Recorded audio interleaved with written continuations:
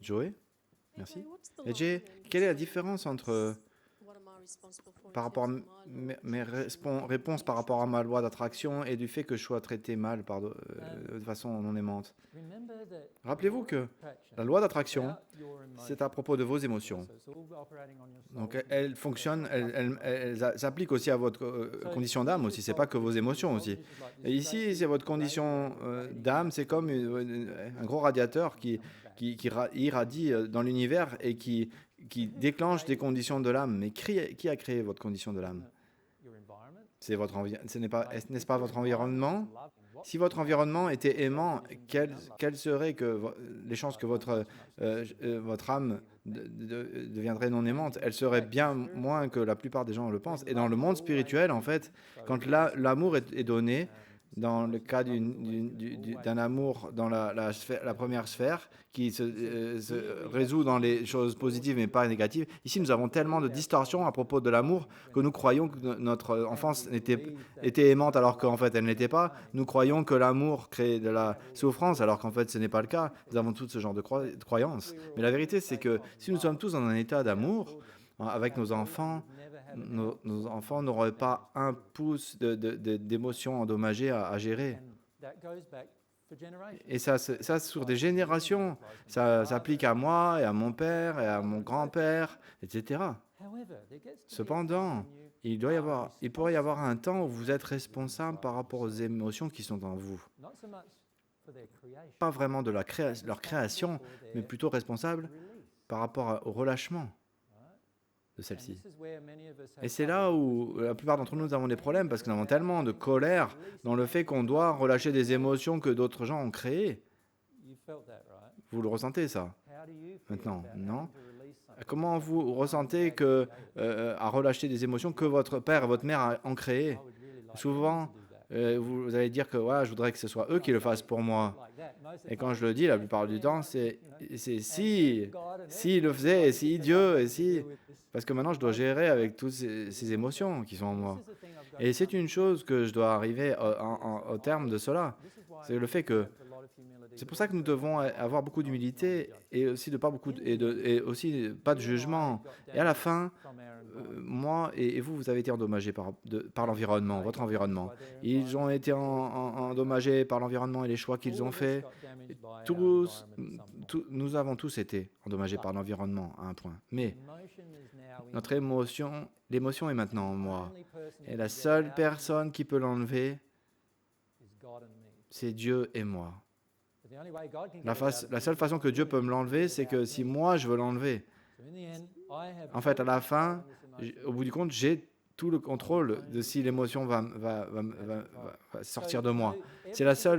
Je suis la seule personne qui a la possibilité de le faire. Chaque personne qui vous a fait des choses, ils peuvent être tellement dans le repentir et pleurer et être désolés de ça, mais vous pouvez toujours garder cette émotion en vous.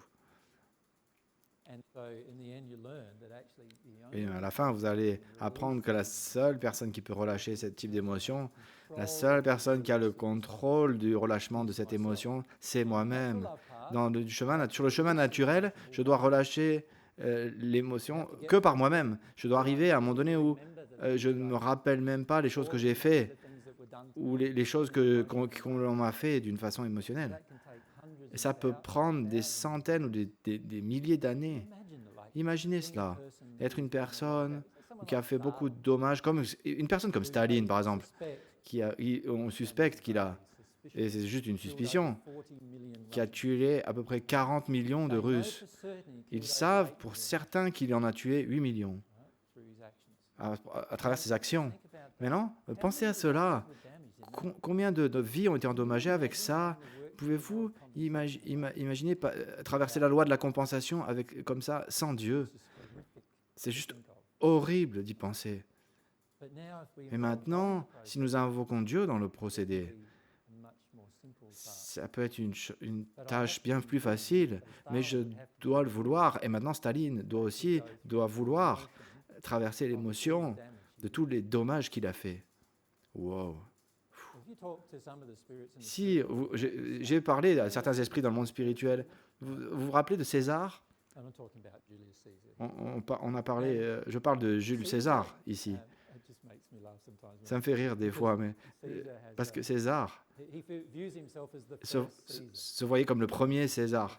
Tous les autres étaient une copie, pas une copie de lui. Mais quand il est arrivé à la connaissance de la vérité divine, ça est arrivé qu'il y a 100 ans, pour environ 2000 ans, environ presque, il était dans les enfers du monde spirituel, à travailler, à traverser les différentes émotions. Initialement, quand il est arrivé, les autres esprits dans le monde spirituel qui étaient dans les enfers l'adoraient. Quand je veux le dire, l'adorer, il était presque en train de le vénérer. Maintenant, vous vous rappelez l'image de la Bible où il y a le Satan et un démon. On dit que le diable, c'est un démon. Et imaginons que Hitler, ou non, que César est vu comme un diable par les autres, le pire des pires. 1000 ans l'a juste aidé à traverser la souffrance physique par rapport à ce qu'il a fait aux autres. C'est le temps que cela lui a pris. Imaginez de crier tous les jours pendant 1000 ans. C'est ce qu'il a traversé.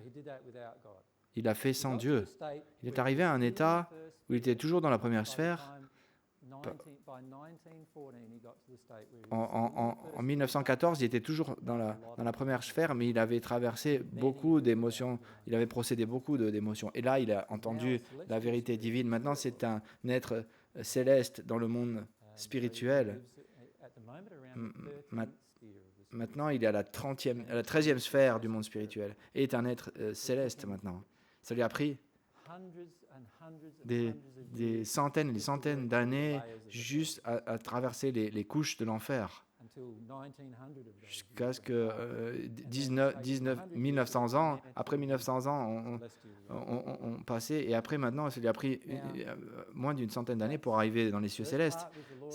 La première partie était la loi de compensation, la deuxième partie, il a invoqué la loi de la repentance. La loi du repentance, c'est d'arriver à un point en vous quand vous voulez ressentir tout ce que vous avez fait. Et vous voulez traverser cela. Et quand vous faites cela, quand vous êtes assez courageux pour le faire, les choses vont changer beaucoup, très rapidement. Il y a beaucoup d'esprits. Pourquoi je le dis? Parce qu'il y a beaucoup d'esprits qui sont autour de nous, qui sont dans un état très noir et dans une condition terrible de souffrance physique. Et comme vous le ressentirez comme une agonie physique. Et ils veulent savoir comment sortir de là. Pouvez-vous imaginer comment vous allez même écouter quelqu'un quand vous êtes dans cet état? Je ne sais pas si vous avez déjà eu une plaie ouverte, déjà si quelqu'un met le doigt dedans. Comme c'est de l'agonie vraiment. Si quelqu'un a déjà ressenti cela. Pouvez-vous imaginer d'être comme là, quelqu'un va mettre le doigt et vous essayez d'écouter la vérité en même temps? Pouvez-vous imaginer cela? Que c'est comme cela que ça ressemble d'être dans les enfers. Vous êtes dans une agonie physique telle et toujours vous voulez savoir comment vous en sortir, mais d'essayer d'écouter cela quand vous êtes dans une souffrance physique telle. Et c'est pour ça qu'une des raisons pourquoi les 14 sont revenus, c'était pour que cela s'arrête, que quand les gens quittent leur corps et qu'ils passent pas que dans les enfers, et qu'au moins ils aient quelques informations du monde spirituel, d'être pas complètement incapables d'écouter. Vous savez comment vous voyez quand vous êtes dans une douleur physique, comment d'aller dans l'émotion de cela, parce qu'en fait souvent on est dans la douleur et on n'est que dans l'agonie. L'humilité, c'est ce qui va vous aider à arriver là. Vous êtes totalement ouvert à vous voir comment vous êtes maintenant. Et franchement, vous pouvez comprendre pourquoi Dieu le requiert, n'est-ce pas? Comme imaginez comment ce monde serait, comment l'univers serait s'il n'y avait aucune de ces choses qui se passaient. Vous pourriez faire, vous pouvez actuellement, d'une façon de philosophie New Age, et celle-là d'ailleurs. Je suis là, je suis Staline, je suis là pour que tous, vous allez pouvoir apprendre votre leçon. Vous avez entendu cela? Que Staline était là pour que 40 millions de gens qui sont morts puissent apprendre une leçon. Est-ce que c'est ça pourquoi Staline était là? Non, c'était pas pourquoi Staline était là. C'est une des choses que l'on se dit à nous-mêmes pour que nous n'ayons pas à ressentir la douleur de l'émotion que nous avons en nous-mêmes quand nous faisons du mal aux autres. C'est pour ça que c'est là, parce que nous ne sommes pas de façon assez humble pour accepter que nous avons fait du mal aux autres. L'humilité est tellement importante dans votre progression. C'est essentiel à votre vie future. Si vous pouviez tellement être le plus humble et ressentir toutes vos émotions et aimer la vérité et aimer toutes les choses qui vous sont exposées, ce qui va se passer, c'est que vous allez progresser très rapidement. Vous n'allez du coup pas vous reconnaître en seulement une année. Et vous serez capable de progresser ici sur Terre, vous l'êtes.